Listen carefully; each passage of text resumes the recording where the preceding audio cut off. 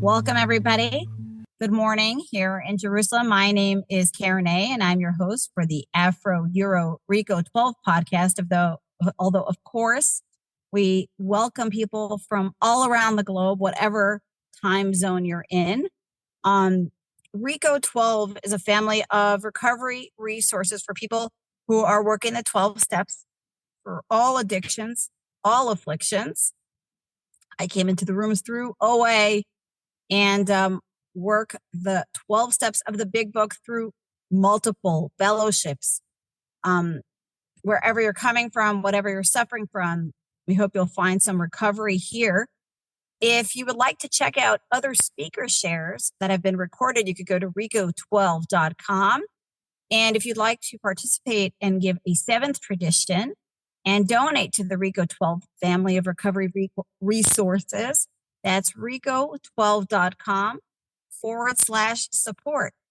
If you are bursting with a desire to share your experience, strength of hope, your recovery, your peace, your sanity, your happiness, your joy, or anything else you got that we want, you can record yourself and share on the little speak pipe widget on the website and send that over to us, or you could reach out to me personally or to Justin. I will put my number in the chat. Similarly, if you are looking for a sponsor or for sponsees, you can reach out to us about that too. Without further ado, it is my honor to bring to you Ben K., who is here in Israel, not so far away from me geographically, and a brother in recovery. Ben will introduce himself, share about his recovery journey, about the fellowships he's in. And I'm really excited because he's going to share a lot about DA, Debtors Anonymous. We've never had a DA fellow on this podcast in this time zone before. And he's going to do that for about 20 minutes. While Ben is speaking, if you have a question or an inquiry or inspired or want to hear more about something, I'm going to ask you to jot that down or put it in the Q&A box in the chat. At the end of his share, Ben K. will hopefully address your questions. Thank you so much and welcome. Ben, great to have you. Thank you so much, Karen. I really appreciate it. I love this podcast and listened to you a few times. So yeah, I'm Ben. I'm a debtor. I'm grateful to be here. And I guess I'll start with what it was like. DA is interesting because usually most people in DA come from other fellowships because this obsession with money is hard to spot. Everyone thinks about money or struggles with money. So I find that a lot of the people that join DA already have experience in other fellowships. Same is true for me. But what it was like, I never had any clarity about money. I was never taught about money, and my parents always said, we're broke, or we can't afford that, or whatever. And I was just always embarrassed. I don't know if it's not their fault, but I was embarrassed of having money, of not having money. I was embarrassed to ask for money. I was embarrassed to ask for my needs. Ashamed is more like it. And lived with all these defects of character. And a few funny stories. When I was married with 2 kids, I would get bills in the mail. And I would get the bills. I wouldn't be able to open them. I would just stick them in a plastic bag and throw them across the room. And think to myself, how dare they send me bills? I will pay for the internet when I get to it. And that was kind of my attitude. That was kind of the insanity that I was living in. Fast forward, moved to Israel. I could never use a credit card safely. I would get a credit card and I would just max it out. I never knew how much money we had for groceries. My wife would say, so Ben, how much money do we have for groceries? I don't know. No clue. I could look at the bank. It was very difficult for me to go and log in and look at the bank account and everything. And even if I did, I had no idea what we would also have to pay for besides for the groceries. So, so it was just insane. It was a life like just ruled by fear constantly. And one day, and I came from a different fellowship, and one day I was sitting there and I joined a meeting with an old timer, and I asked him about this obsession with money, and he suggested I should check out a money program. So I started DA. I think it was about 6 years ago, and because I was doing the steps, I read the big book, I was doing the steps in my other program, and every night I would sit there obsessing about money, obsessing about spending, about under earning, overworking, all these different things. And so in DA, there's really two types of people. There are the people that overspend. They can't stop themselves from spending. Whatever the compulsion drives them to spend money. To go to a store, they can't say no. They have to spend the money. Sometimes they don't even use the things that they buy. They're constantly in debt. And then there's on the other side of the spectrum, there are the people that obsess about scarcity. They obsess about how little can I spend. And that was me. I was living in scarcity. Both groups, the obsession is still an obsession. It doesn't really matter. They're not very different. But some people don't connect to the message of the overspending because they say, hey, I don't spend any money recklessly. And some people, the opposite, they say, I don't connect to this whole, some people could be making six figures and still need to be in DA because their life's unmanageable. They have this obsession. And so there's a lot of different symptoms. Debting is just one symptom. You don't have to be in debt to be in DA necessarily. Although, there's another fellowship called Under Earners Anonymous, where a lot of the people go that don't have debt. But there's plenty of other symptoms. The defects are all the same. We're all living in the same defects as everyone else. The obsession takes a little different form. Some people are under earning. Some people are overworking. The fear in the workplace is something that I find pretty universal, that we're all really afraid and unable to communicate properly at work. I was ashamed to ask for raises. I didn't know how to communicate with landlords. None of that. So I joined DA. I had 27 people and companies that I owed money to, even though I wasn't using credit cards anymore. I had to call my mom at midnight her time to bail me out to pay for my electric bill. That was a fun time. I had to go to the electricity company's offices and be there to pay the bill so they won't shut off my electricity. And granted, I had a job, my wife had a job. And I was living in resentment. I was resenting every single company and service provider I've ever worked with, everybody. If they only knew. And so what I was told is the main problem in DA is vagueness. So how in AA or NA talk about sobriety.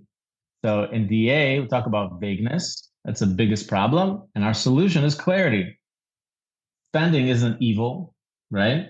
Just like, in a food program, you're not going to say eating is evil. It's neutral.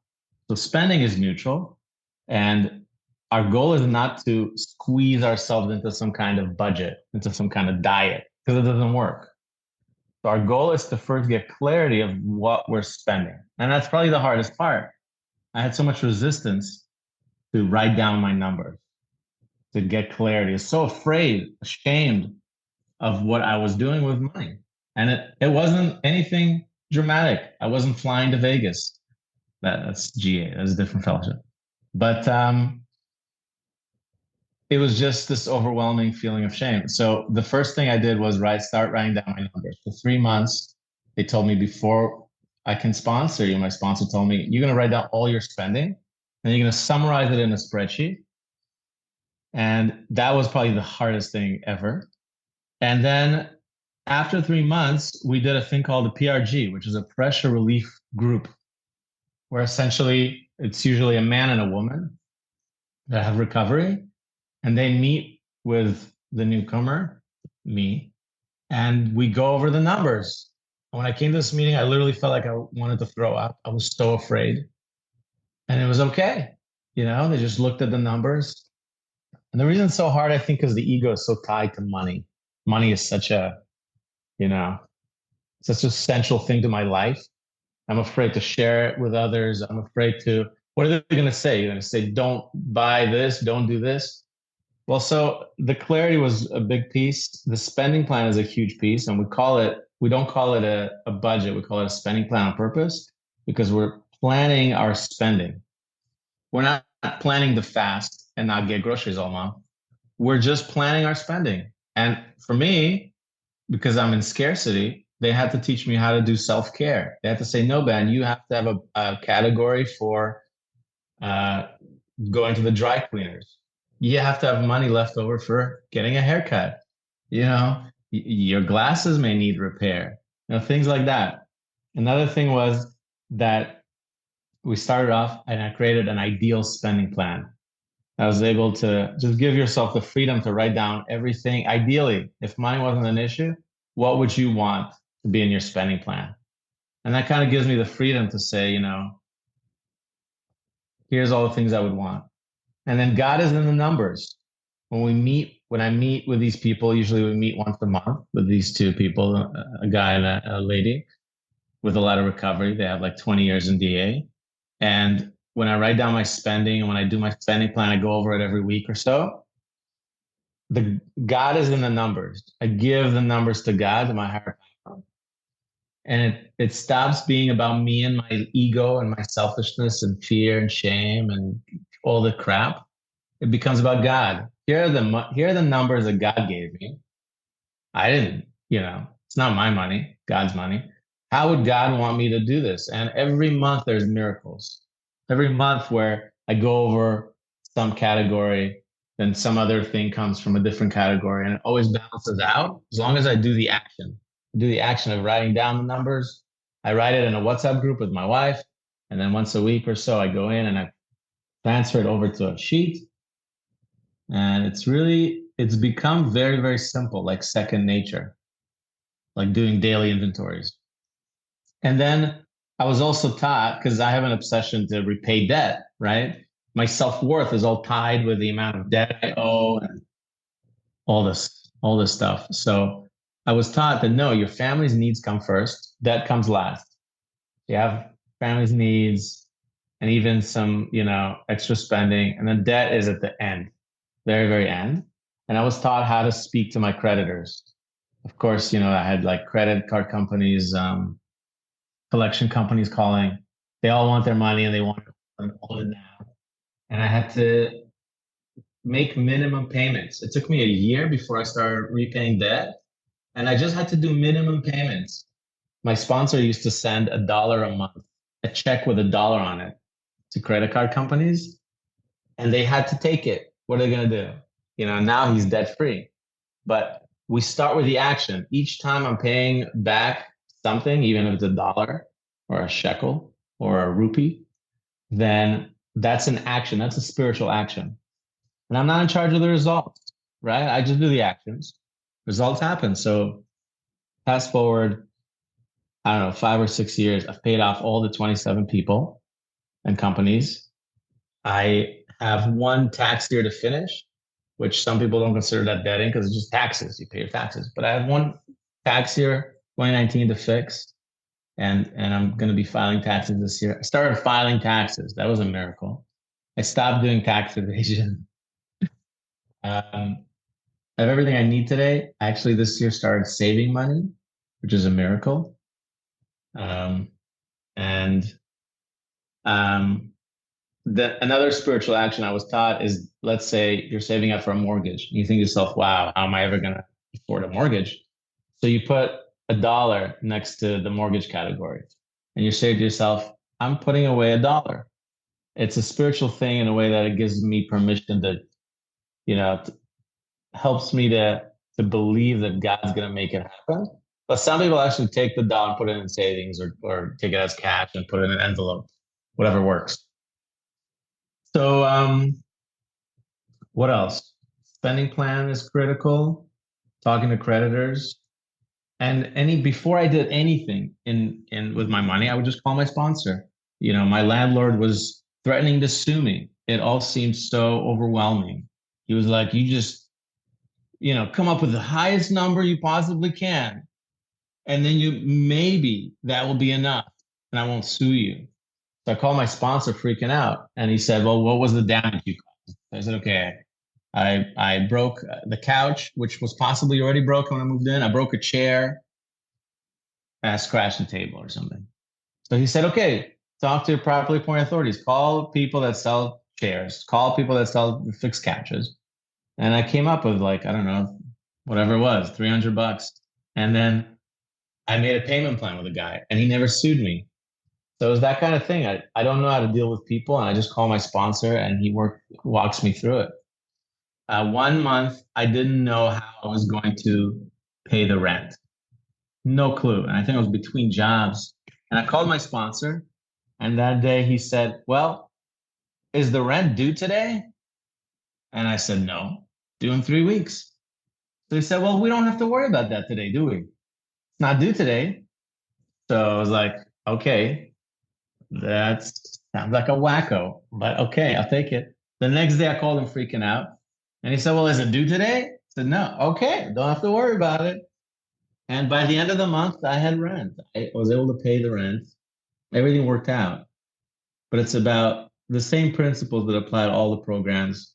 If I'm living in fear, I have to ask God to remove the fear, turn my thoughts on I could help, ask God what's the next best action for me to do. What's his will for me?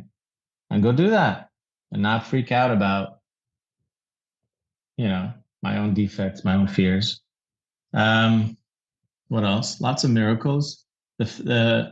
I still go to meetings, of course. I sponsor others. I help other people with their spending plans and their PRGs.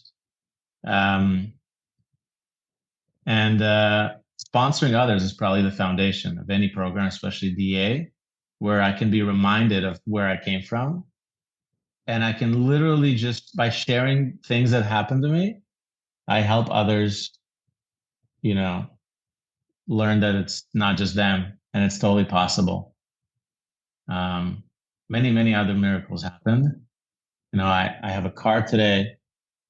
I can afford rent. I live in a beautiful place. We have a spending plan. Oh, the last piece I want to talk about is it's unique to DA because in AA and NA, your sobriety depends on you, right? You're going to drink, you're going to lose your sobriety. You're going to smoke, you lose your sobriety. In DA, you have a spouse, and that spouse is also spending money. And it's not like you're just going to cut them off from, spending money. So DA doesn't have like a DA Anon program. It's more difficult for people in DA whose spouses aren't on board or aren't in DA. And that's okay. It's totally manageable. And if you come and you're new, just start with your own sobriety first. Start with your own spending plan. If your spouse is spending some of the categories or all the categories in the plan, that's fine. You just either you get the bank statement and you figure out what they are. You ask them, of course, if they're willing to be there with you and do the spending plan with you. If they're not, then just start by writing down what you spend at least. Just every month, write down what you spend. And then through your PRG and DA actions and sponsors, you'll find ways to get them on board. With my wife, it took a bit. It took like 3 to 6 months. But when she saw that the process works, the spending plan works, and she trusted it, and slowly we got on the same page. So it seems scary in the beginning with your spouse if they're not on board, but just focus on your own actions, do the steps, do your own spending plan, and then you can see what you can do. Either you can just take out cash and give your spouse cash for the month and say, here are the categories, or, cut out credit cards slowly, or whatever you need to do. So it's totally possible. And if I do the actions and the steps, and God takes away the obsession and I can respond sanely to life. The bank offers me crazy loans and credit card promotions and I laugh at them and move on, and I don't have to be taken over by the obsession. So yeah, grateful to be here. Thanks so much for letting me share. Wow. Wow. I definitely want what you have and hope to be in touch with you about clearing away the vagueness around spending. I get that our addict mind tells us, like, oh, it's okay. We don't have to be so uptight, so obsessive, but like our big book says, we addicts are undisciplined. So we let God discipline us. I have a question for you, Ben K. How did you get over the hump? Like, I know I have signed up for like money coaching seminars and money coaching, and that first spreadsheet is just like you said, it's so intimidating. I have a few credit cards and I have teenagers, so I let them and the different. I don't know. It seems so. And I mean, I'm good about paying my taxes, but again, also every year, all listing everything again and getting it in a spreadsheet. And gosh, I wish I were more organized. I really should have like a standing. I should really do this monthly so it's not so intimidating once a year every time. And how do you get over that initial hump that, like all Well, that first you start with, fear? it's a great question, but first you start with just writing down what you spend. So you go get some food, you buy a coffee. So write down what the coffee costs and get into that habit every day, just writing down the numbers, reminding yourself that it's just a number, it's neutral, it doesn't define you, it doesn't have to connect with your self-worth. And then sum it all up for the week in a spreadsheet. And I can share a link to a sample that I made, a template. We can put Did in you the do show that by notes. hand? Because I even once a few times started signing up for like some money manager app, and I did it for like a week, and then I kind of forgot about it, or blew it off. Or did you find like pen and paper is easiest, and then recording it later? What stuck for I you? For me, I do it on WhatsApp and then I put it on a Google Sheet. Mm, And then on WhatsApp, I can say, here, all the money was put into the sheet.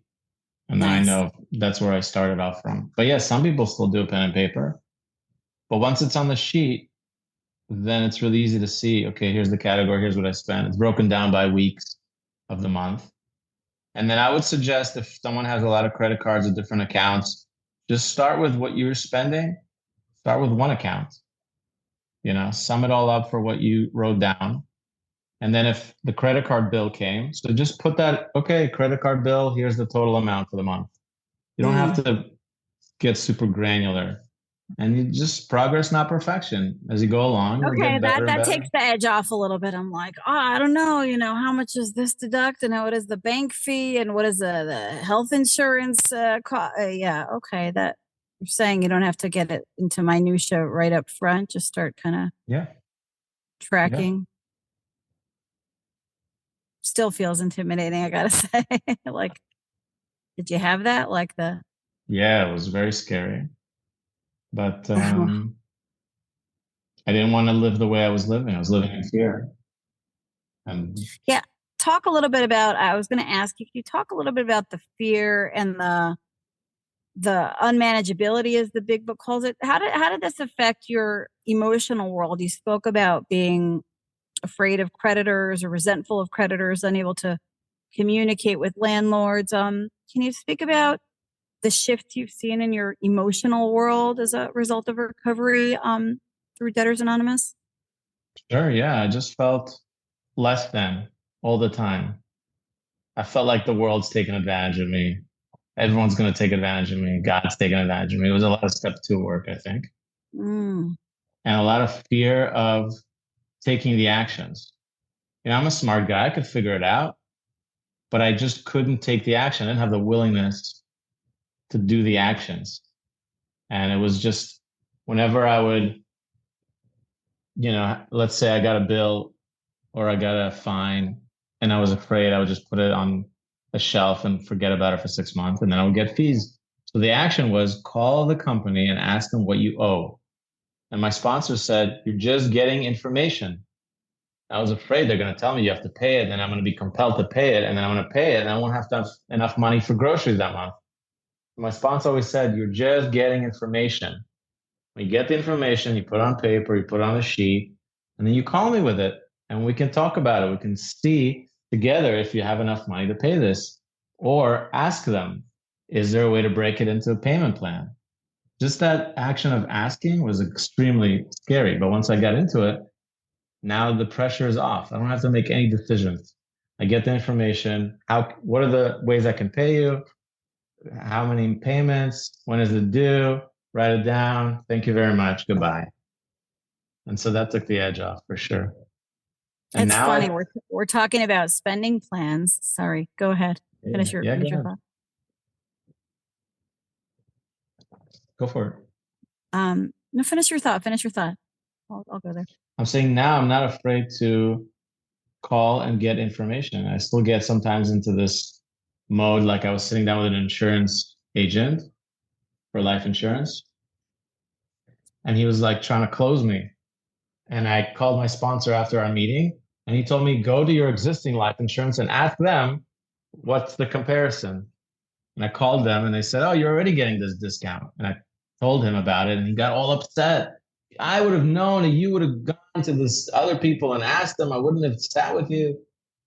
And that's what I got to do. I got to be completely transparent and get the information from whoever the provider is and not be afraid letting people down or, yeah.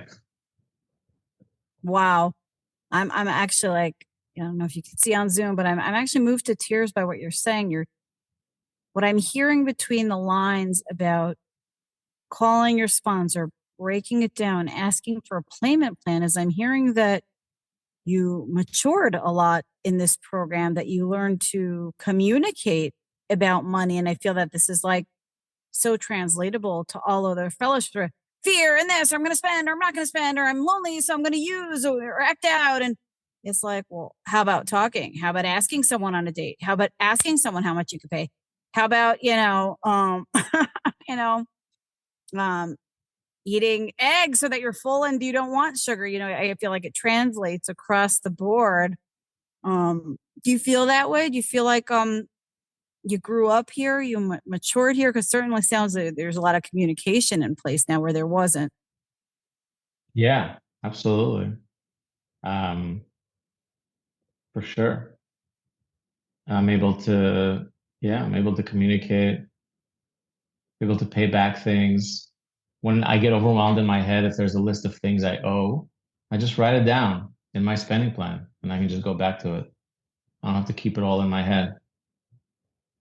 Yeah. And what I'm also hearing you say is like, spending plan is like, I can do this, I can't do this. And that's so much of life, right? Like when my teenager is like home yesterday from school and he's like, okay, did you get my prescription? Can you fry me schnitzels? Can you bake a cake? It was like, whoa, whoa, whoa, whoa, whoa. And the addict in me wants to be like, leave me alone, stop controlling me. It's like, wait, the pharmacies are closed. It's election day. I can ask the doctor for your prescription.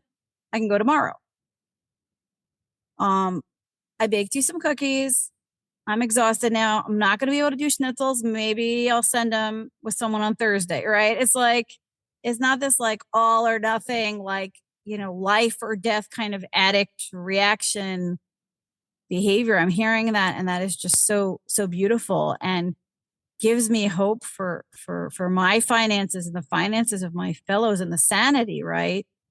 We got a really good question here from Brian D. And it's actually a question that I had as well, Ben.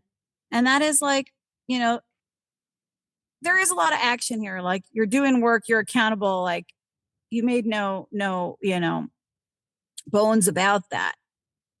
How do you said you're in other fellowships. How do you manage the work or the homework you have in other fellowships? Is it just all converge into one beautiful spiritual thing? Or how do you juggle all that work? Like our questioner here said, if someone's overwhelmed in one program, it's like, barely got my sanity with codependency. Now you want me to like keep a list of every coffee I bought. Heaven help me, right? Can you talk about that? Your multiple fellowships? Yeah. Well, I guess for me, this was necessity. It was just so overwhelming. I don't want to live in fear anymore. I don't want to live in vagueness. And I wanted to have clarity what I have. So for me, it came down to the biggest hump was just writing down what I spent. So now it's just second nature. I go somewhere, I get a receipt, I write down that number in a WhatsApp group. Just make a WhatsApp group. You can even do it with yourself in it, and get into the habit of writing down the things you spend, whatever they are. And that doesn't take much time, especially when it becomes second nature and isn't scary anymore. That really doesn't take a lot of time. And I find that anybody with bazillion programs can write down what they spend. And then once a week, half an hour, sum it all up in a spending plan. The more you work with a spending plan, the easier it'll get. It's really very simple. Depends how techy you are. If you're really not good with computers, then I guess it'll get harder, but you can do it on paper if you want. Just writing that down once a week, that's half an hour. And then once a month, meet with two people in the program. I mean, obviously, I'd suggest going to DA meetings, but I've seen people recover by doing these actions. You can keep doing steps in other programs and do the DA actions. And once a month, you meet with a PRG group, pressure relief group, and you review your spending plan for an hour. And they're not there to tell you what to spend, what not to spend.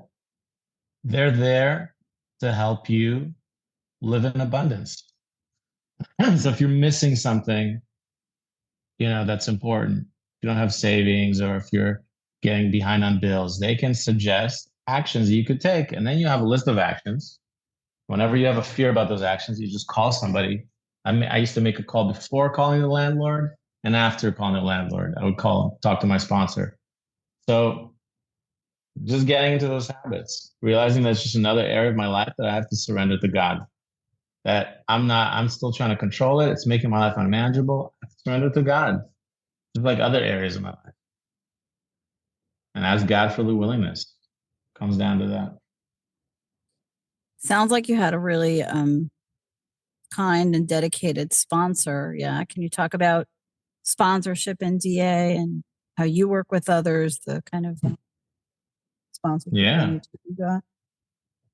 Yeah, sponsorship in DA is huge because you're also talking about all these life issues.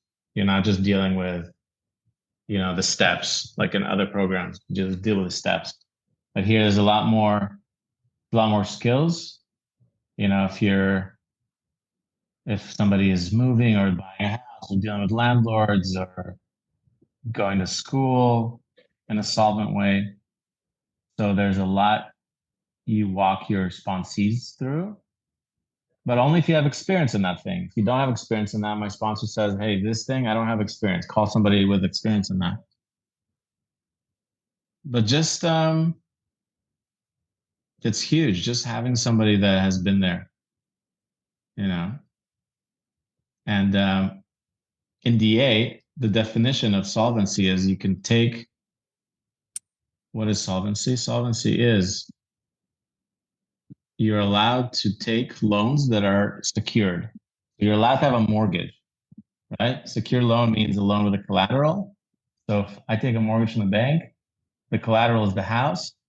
They take the house if I don't pay. So that's totally allowed. And debting is just taking out unsecured debt, unsecured loans, like credit cards or like a regular loan. So it's a lot about, I just called my sponsor all the time. Yeah. Sometimes the work is all about the steps, and sometimes the work is not, is the actions. We have a list of actions. So the spending plan, meetings, writing down our spending. And so it depends on who your sponsee is. Sometimes the sponsee needs the steps, or sometimes they're in a different fellowship, they're doing the steps there already. And here, we're doing the actions. And step 4 is really the spending plan, writing down, making an business accounting of all I'm doing with my money. And then step 9 is calling creditors and making payment plans with them and paying off the debt. It's step 9. So there's a lot of steps in the actions. It's all connected. And step 10 is writing down your numbers every day, right? Making a daily spot check inventory and just writing down, getting clarity every day. And I've made plenty of mistakes. It's not like you have to be perfect and you have to stick to it because it's not a diet. So if I overspend on groceries by a certain amount, then I can talk to my wife and say, hey, which other categories we can take away from or decrease, And it's just about communicating. It stops being about blame and shame and more about communicating. Okay, so I did this. How do we do this? And I've never had a situation since starting this work that I've fallen into debt again or whatever. Sometimes, yeah, like there's overdraft fees.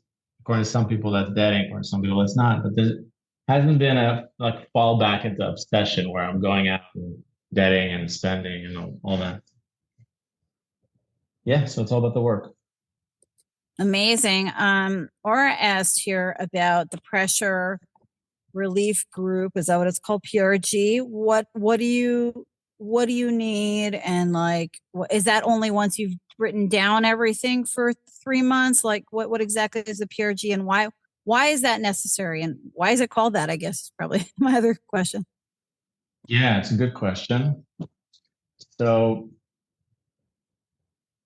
really in DA, and I can read you the exact thing that says here in the PRG, in the program literature. After we have gained some familiarity with the DA program, we organize pressure relief groups consisting of ourselves and 2 other recovering debtors who have not incurred unsecured debt for at least 90 days, and who usually have more experience in the program. And this group, usually a man and a woman, meets in a series of pressure relief meetings to review our financial situation. And these meetings typically result in the formulation of a spending plan and an action plan.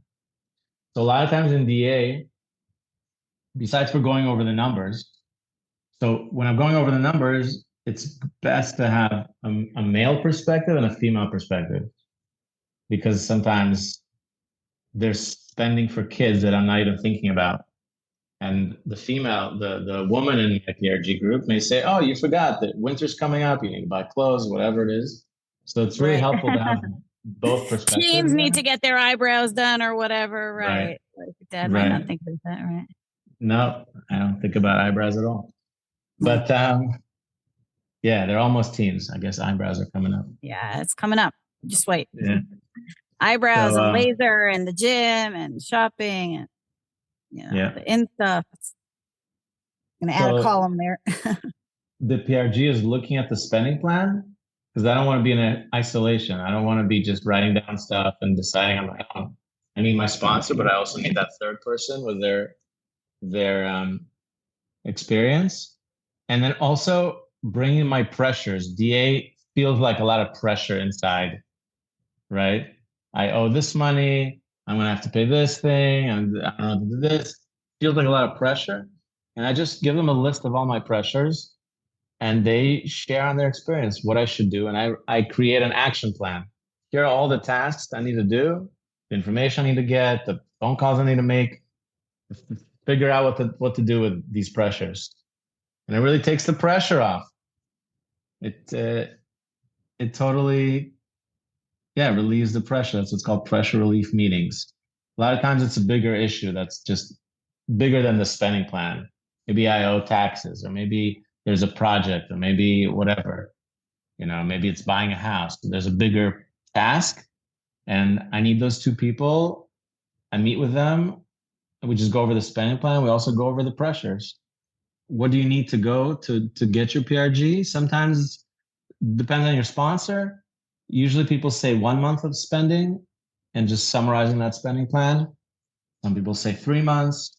Just depends on your sponsor. So I would suggest going to a meeting, finding a sponsor, and then asking them. Yeah.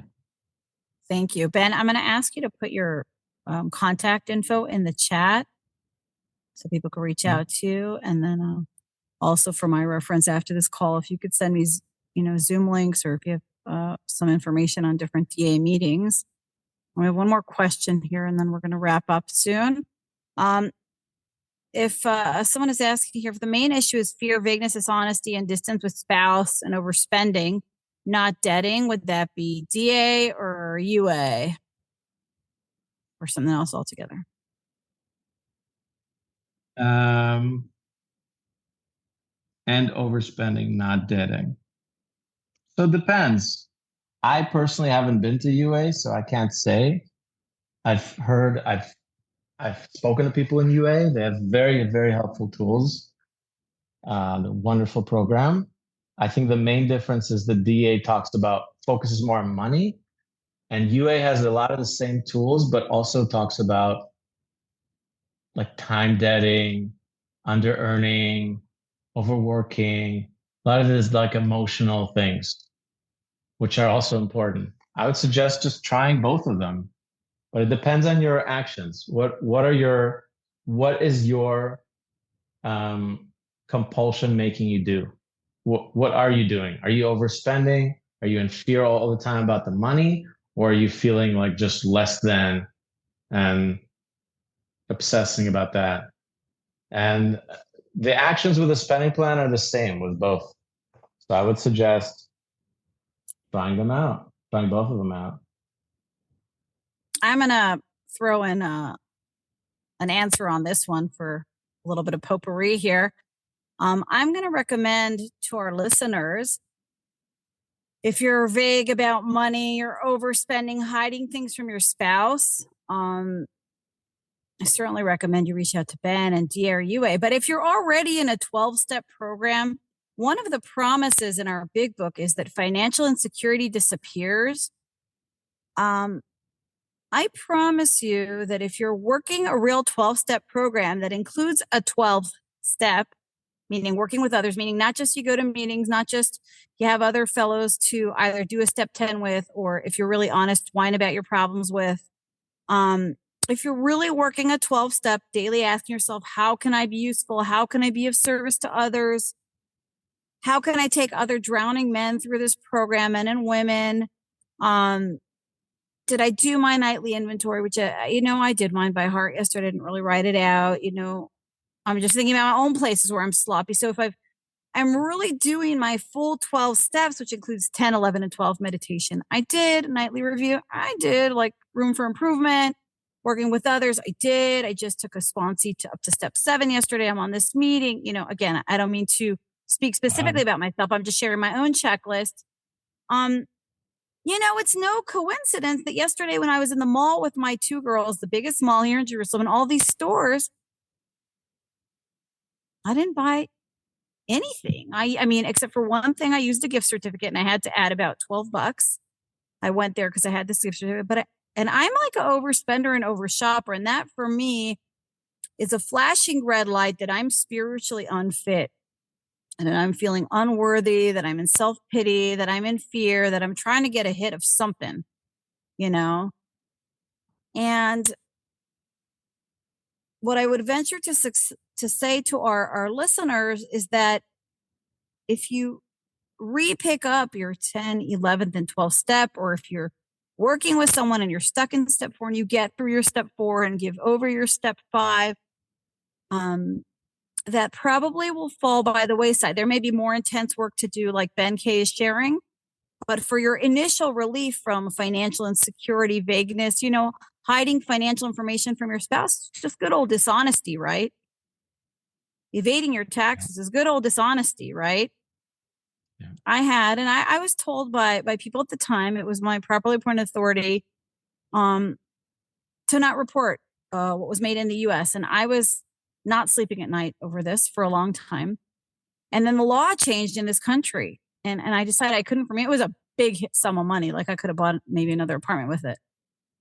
And in working my program, it became a felony in this country. And I went to the properly appointed authority and I said, I want to pay this back. And people thought I was really nuts, really, really nuts to do this.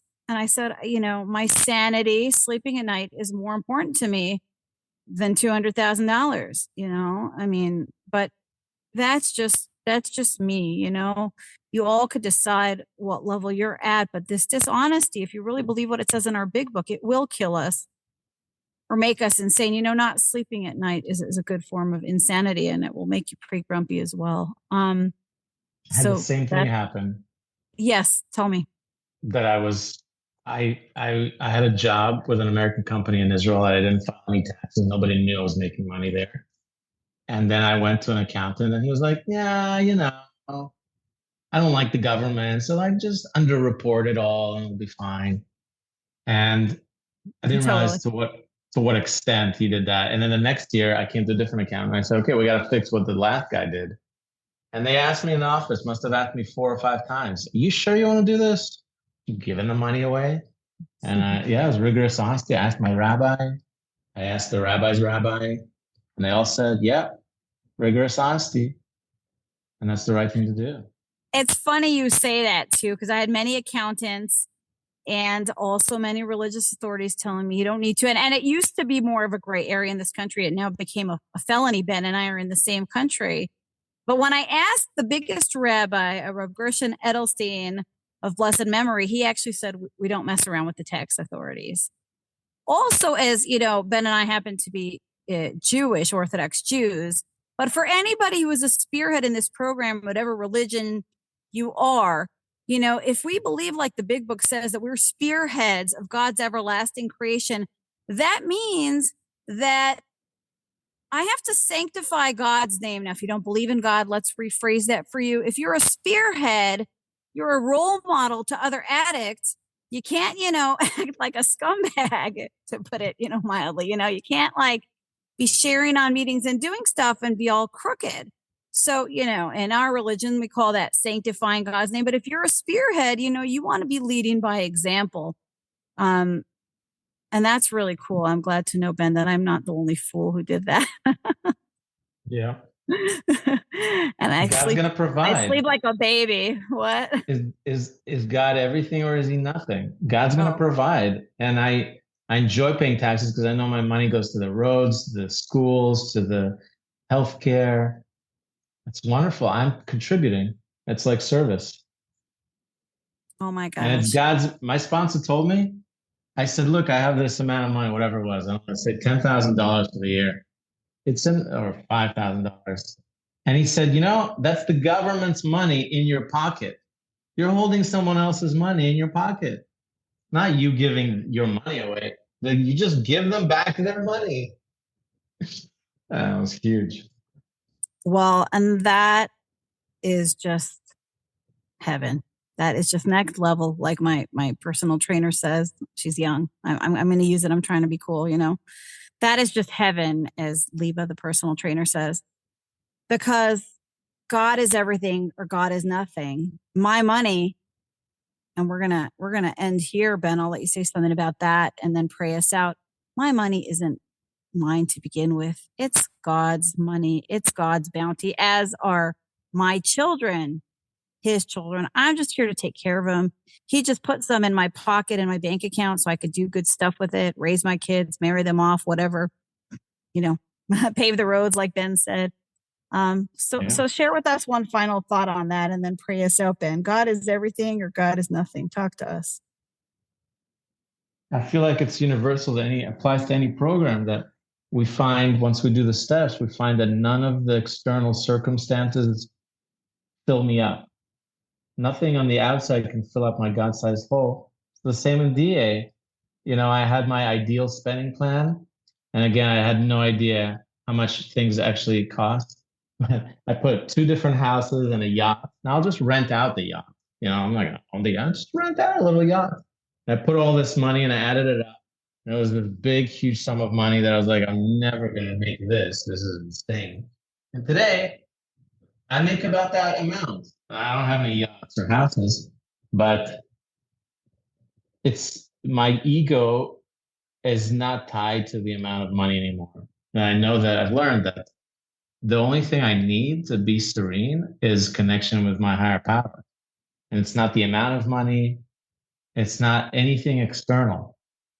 It's not the latest phone, the latest computer, the coolest job title, vacations, that everything is about connection with my higher power. When I have that and I grow that relationship, when I don't, then I fall back and start acting out. When I grow that relationship, then I can get serenity. And then I can be happy with whatever happens. I can let go of the external things that I don't even own anyway and be of service. Wow. That's the paradox. Very hard. Some days are hard. Some days are easier. Wow. But that's the goal. Wow. I'm going to add one more thing in there.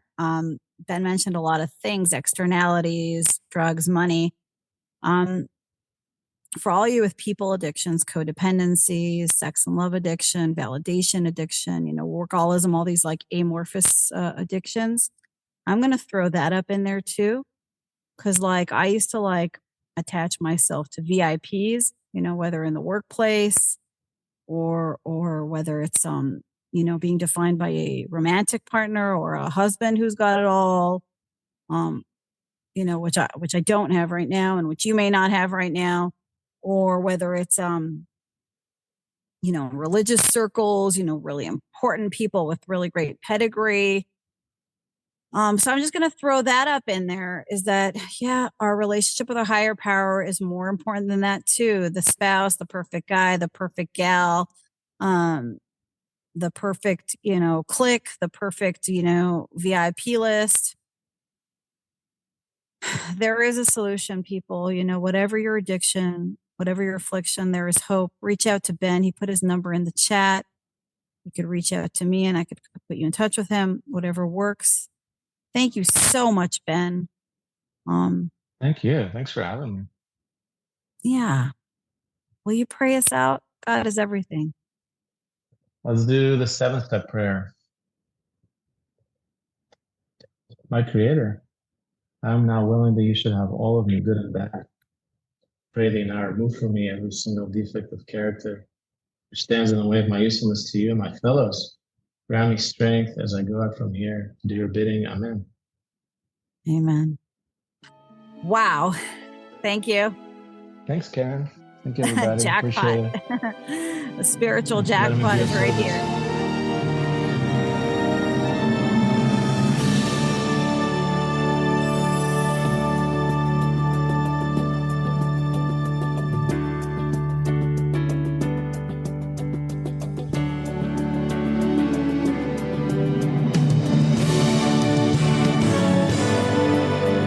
Standing still a moment, carving out this time, reflecting on the landscape of this life of mine. Peaks too high to conquer, streams too wide to cross, troughs too deep to walk through without incurring loss. Yet here I am, still standing tall, despite the rough terrain. One like me survived the storms and walked through wind and rain. Still standing, I will fight the good fight, still searching for glimmers of light, feet still on the ground. I can still be found, standing still.